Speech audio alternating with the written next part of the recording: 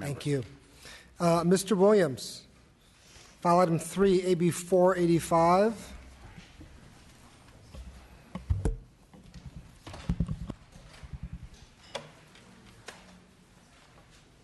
Good afternoon, Mr. Chair, members. I'd like to start off by offering author amendments to address the technical concerns raised in the analysis. Specifically, the amendments clarify the use of the terms city, county, and any combination thereof for the entitlement of grant funding. It also incorporates all of the technical clarifying amendments provided by the Franchise Tax Board. This bill would establish the Prevention of Animal Homelessness and Cruelty Fund and check off box for voluntary contributions on the California state tax returns. There have been previous funds that focus specifically on spay and neutering support. Sadly, both of these measures failed to meet the contribution threshold and was dropped off the list. So we're trying to be a little more inclusive and have the goal of the new fund that will meet that threshold. I believe in the face of recent animal cruelty cases here in Sacramento, statewide, and the resounding public outcry, there is increased confidence that adding cruelty funding in response to the voluntary checkoff will draw more new net donors, hopefully sustaining this fund for the long haul. And I have two witnesses with me. Good afternoon, Mr. Chair and members. Karen Lang on behalf of the State Humane Association of California. It's the organization that represents about 147 public and private shelters and animal groups in the state. We want to thank Mr. Williams so much for giving us a third try at this apple, or third bite at the apple. We contemplated how to revamp this tax checkoff to hopefully capture more folks. The previous version was really, even the name of it was municipal, which may not have attracted the same type of folks that might be otherwise interested in donating some of their refund to our cause. So we're very hopeful, and we also think potentially with the marshaling of resources available through social media and other things, it can be very specifically targeted at their already identified donors and sponsors locally. So hopefully we can use some new things that have come up and the expanded name to draw a greater contribution this time around. We urge your aye vote. Thank you very much. Thank you. Hello, my name is Erica Hughes, and I'm the Executive Director of the State Humane Association of California. And I just want to thank you so much for doing this. This is so important.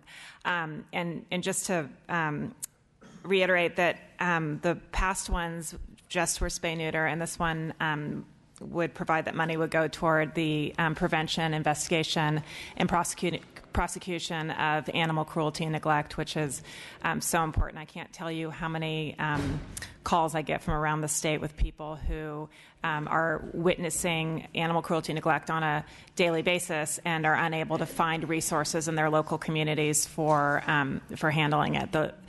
There just aren't enough animal control officers and humane officers around to do that, and so this would help provide funds for that. So we hope we get your aye vote. Thank you. Thank you.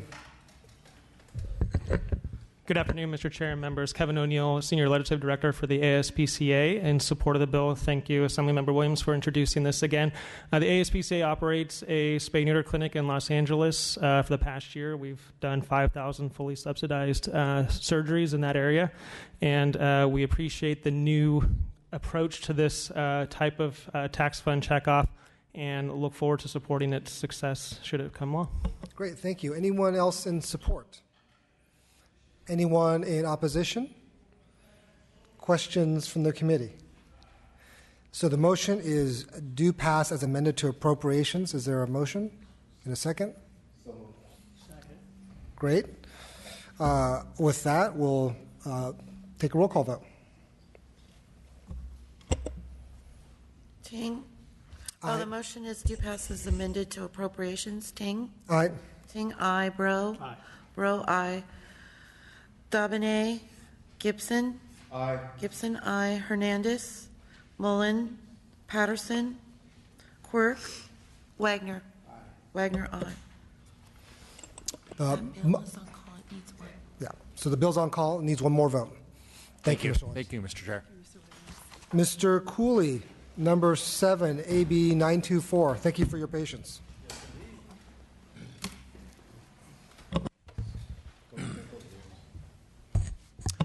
Please proceed whenever you're Very good. ready. Good afternoon, Mr. Chair and members. I'm here to present AB 924.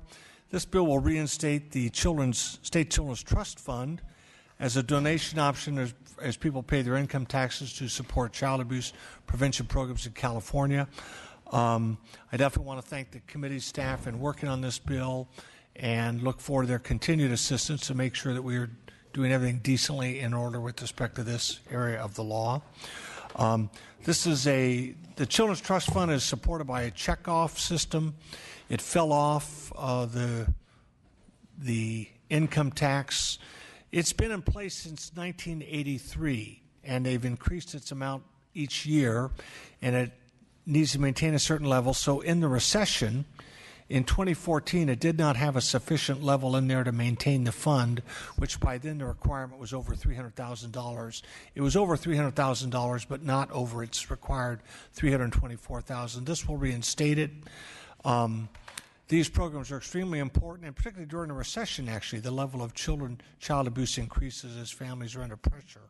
So I have here today Sheila Boxley with the Child Abuse Prevention Center and Jamie Mahui, who's a project manager for the California Family Resource Association. And this will just support very important programs for kids as people are given the option to contribute. Thank you, Mr. Cooley. Mr. Chairman, members of the committee, I'm Sheila Boxley. I'm the president and CEO of the Child Abuse Prevention Center. And first, we want to thank very much publicly Assemblymember Cooley because he's been a long-standing supporter of child abuse prevention. We would encourage your support of this bill for both humanitarian and economic reasons. It may be unfathomable, but it is true that there are almost 500,000 reports of child abuse and neglect each year in California. And for each one that's reported, there are 2 cases that do not come to our attention. The economic cost to the state of California is documented to be over $17 billion for these cases where the harm has already happened to children. And perhaps the greatest part of this that is so tragic is that over 95% of these cases can be prevented using evidence-based programming that's been demonstrated in California. So while the Children's Trust Fund may not sound like a huge amount of money to you, we believe that the people of California, if given the opportunity and the information that they need to know about the effectiveness of this program to do wonderful things for children, to save their lives, to keep them safe, we believe by promoting this fund that it will exceed the threshold and certainly do very meaningful work really to inspire the future of our state by keeping our children safe. Second. Yes. Good afternoon, Mr. Chair and members. My name is Jamie Malhai, and I represent the California Family Resource Association. We are not listed officially in the analysis, but we are strong supporters of this bill. CFRA is a statewide membership association representing over 300 family resource centers, which provide comprehensive services and supports to help families achieve stability and self-sufficiency. We echo everything that Ms. Boxley has already said, and we urge your aye vote. Thank you. Thank you. Anyone else in support? Any opposition? Questions? Seeing no questions, the motion is do pass as amended to appropriations. Before we move that, Mr. Cooley, just want to ask if you'll take the amendments addressing concerns raised in comment D of the fiscal analysis, of the analysis. Yes, I'm following the lead of your staff on that, absolutely. Okay. Yes. Thank you. So again, the motion is do pass as amended to appropriations. Please call the roll. Ting? Aye. Ting, aye. Bro? Aye. Bro, aye. Dababne? Gibson? Aye. Gibson, aye. Hernandez? Mullen? Patterson? Quirk? Wagner? Aye. Wagner, aye. It's on call. It needs 1 vote. Thank you, Mr. Cooley. Very good. Thank you very much, gentlemen. Mr. Bro. Item number 9, AB 1277.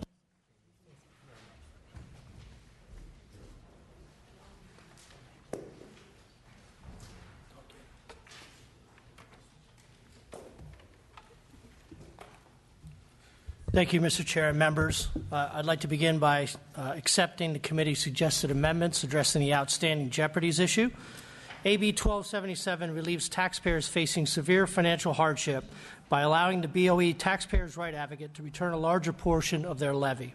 For some taxpayers in challenging financial situations, a health condition or a tragic accident can cause severe financial hardship where a levy can cripple an individual's livelihood. The BOE has the authority to release levies, but not always return them once the collection process has taken place, leaving some taxpayers without the financial resources to make ends meet.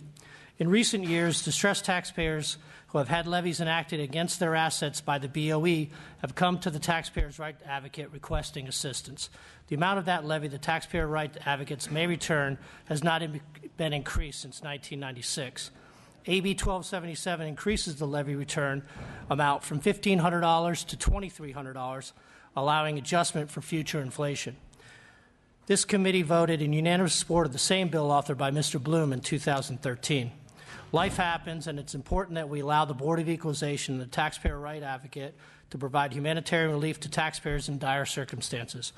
I thank you for your consideration of this matter, and I request an aye vote. Thank you, Mr. Bro. Ms. Peelsticker. Yes, thank you. Good afternoon, Mr. Chair, committee members. Michelle Peelsticker, State Board of Equalization. The BOE is sponsoring AB 1277 to update the amount that the Taxpayer Rights Advocate may return on a levy and ensure that it keeps pace with the cost of living. Returning a levy amount does not reduce the taxpayer's liability. It just allows the taxpayer some interim relief to get back on their feet. And for these reasons, we respectfully request your aye vote. Thank you. Thank you. Thank you, Mr. Chair. Gina Rodriguez with the California Taxpayers Association, also in support of the bill. We have supported similar hardship relief bills on the franchise and income tax side and certainly support this one. Thank you. Thank you. Anyone else in support?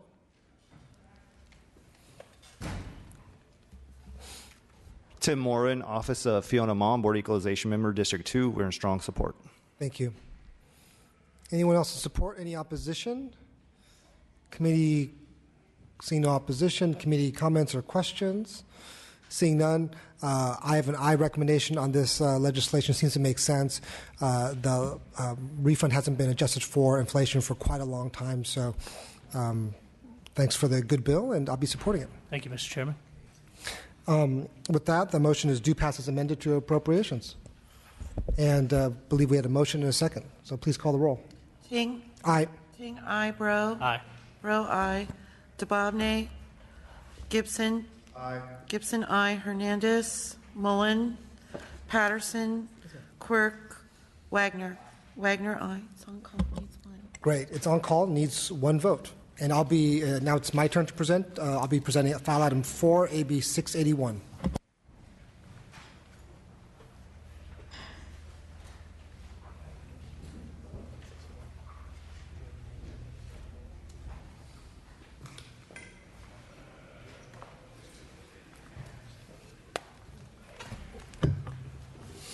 Mr. Chairman, when you're ready.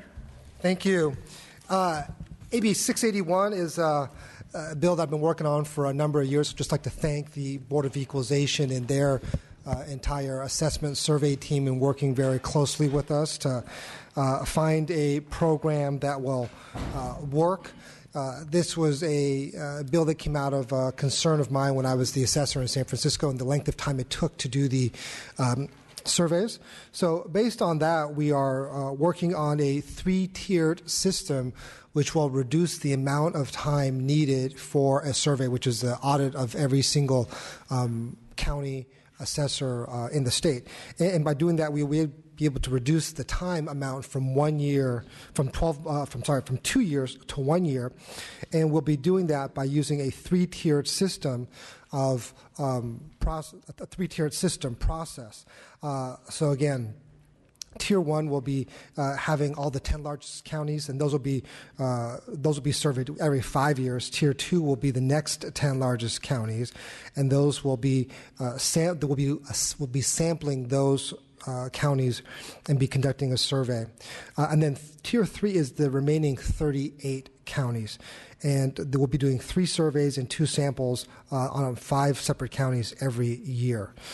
So with that, let me just stop and believe there are witnesses here. Just allow them to testify, and happy to answer any questions.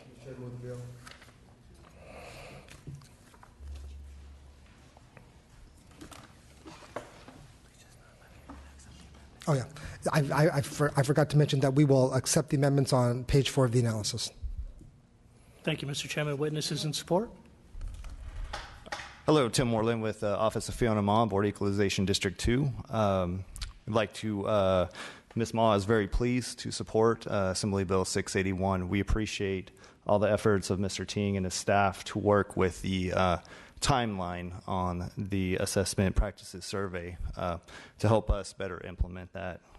We believe with the modifications, adequate resources, and transition periods suggested in the committee analysis, the bill strikes an appropriate balance between timelines and quality surveys. We respect your aye vote. Good afternoon, Chair and members of the committee. My name is Camille Dixon, and I am testifying on behalf of Jerome Horton, Chairman of the State Board of Equalization. Mr. Horton agrees with the testimony provided by Fiona Ma, and we ask for your support of the bill. Thank you. Mr. Chair and members, good afternoon. Rob Grossklauser with the California Assessors Association. We believe that the Assessment Practices Survey and the audits provide a lot of value both for assessors and for taxpayers, and we believe this strengthens that. So with that, we support. Thank you. Other witnesses in support? Witnesses against? Questions from committee members? We have a motion by Mr. Gibson, second by Mr. Wagner. Mr. Chairman, you may close. Respectfully ask for your aye vote. Please call the roll. The motion is to pass as amended to appropriations. Ting? Aye. Ting, aye. Bro? Aye. Bro, aye. Dababneh? Gibson? Aye. Gibson, aye. Hernandez? Mullen? Patterson? Quirk? Wagner? Wagner, aye. Mr. Chairman, the bill's on call, needs one vote.